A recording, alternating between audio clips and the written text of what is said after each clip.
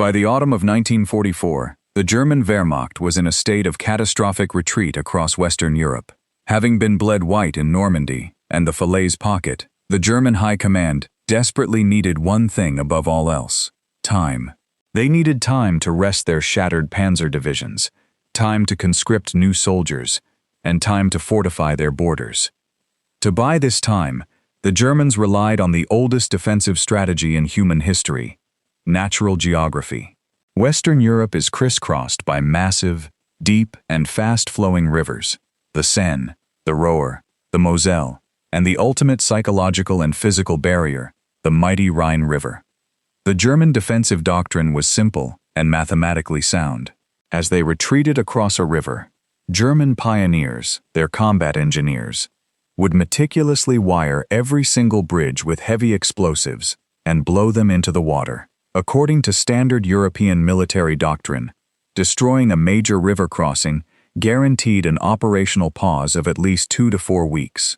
The enemy would have to halt their armored columns, scout for shallow fords, gather local timber, and slowly construct a heavy wooden trestle bridge capable of supporting 30-ton tanks. When the Germans blew the bridges, they believed they had successfully frozen the battlefield. But the German generals were using 19th-century mathematics to fight a 20th-century superpower.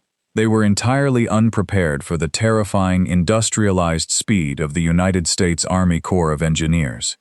To understand why the German military mind was so shattered by American bridging capabilities, we have to look at how the two nations approached engineering. The German Wehrmacht pioneer battalions were highly skilled, deeply respected combat engineers, but their bridging doctrine was heavily reliant on bespoke, localized craftsmanship. If the Germans needed to build a heavy bridge, they acted like traditional construction workers. They felled local trees, they measured, they cut, they drove heavy wooden pilings deep into the riverbed, and they built incredibly sturdy, permanent structures. It was excellent engineering, but it was incredibly slow, labor-intensive, and highly vulnerable to artillery fire during its weeks of construction. The American engineering philosophy was the exact opposite. The United States military realized that in a war of mechanized maneuver, a temporary bridge built in 5 hours is infinitely more valuable than a perfect bridge built in 5 weeks. To achieve this, the Americans, heavily utilizing brilliant British designs, industrialized the very concept of bridge building. They didn't use local timber. They brought the bridge with them. They deployed 2 revolutionary, mass-produced systems: the M2 Treadway pontoon bridge and the Bailey Bridge. These were not traditional bridges. They were giant, weaponized Lego sets. The Bailey Bridge was a masterpiece of modular steel engineering. It consisted of standardized, interchangeable steel panels that could be carried by a 6-man team and pinned together with heavy steel pegs. It required no heavy cranes, no welding, and no complex tools. American and British engineers would literally bolt the bridge together on the friendly side of the river, put it on rollers, and physically push it across the gap. But for rapid river crossings, the American weapon of choice was the M2 Treadway. This consisted of massive, heavy-duty pneumatic rubber pontoons.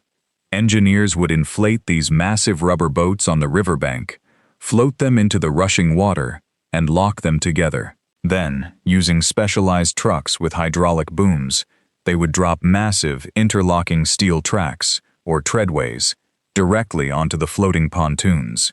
The true terror of these standardized systems was the speed at which they could be deployed, often while under direct, heavy enemy fire. Imagine you are a German artillery commander on the east bank of the Rhine in March of 1945.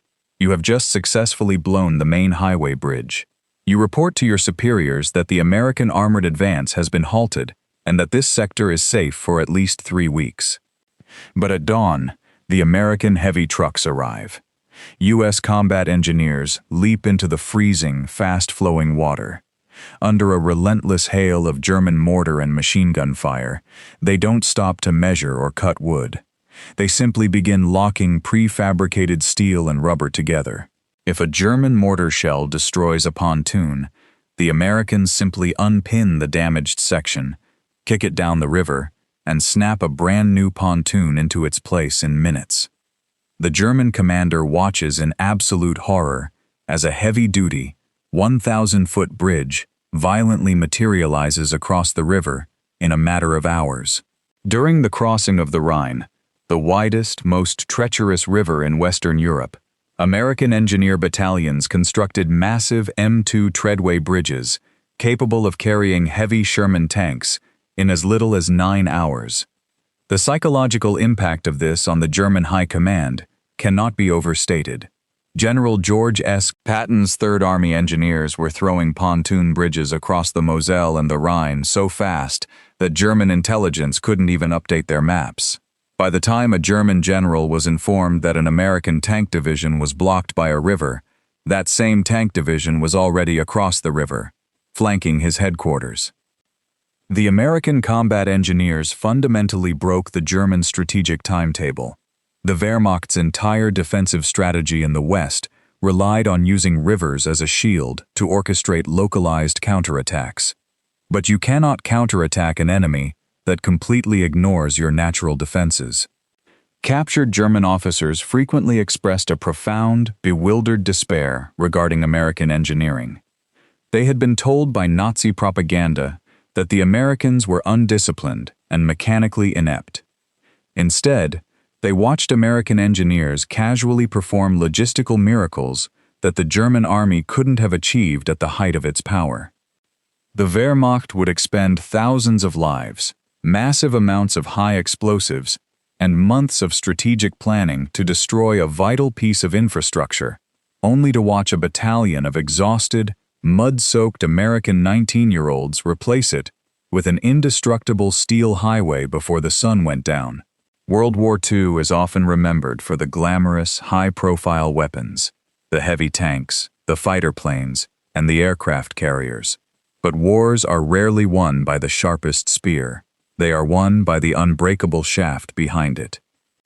The Wehrmacht engineers were terrified of the American bridge builders because they represented an existential threat that no amount of German tactical brilliance could overcome.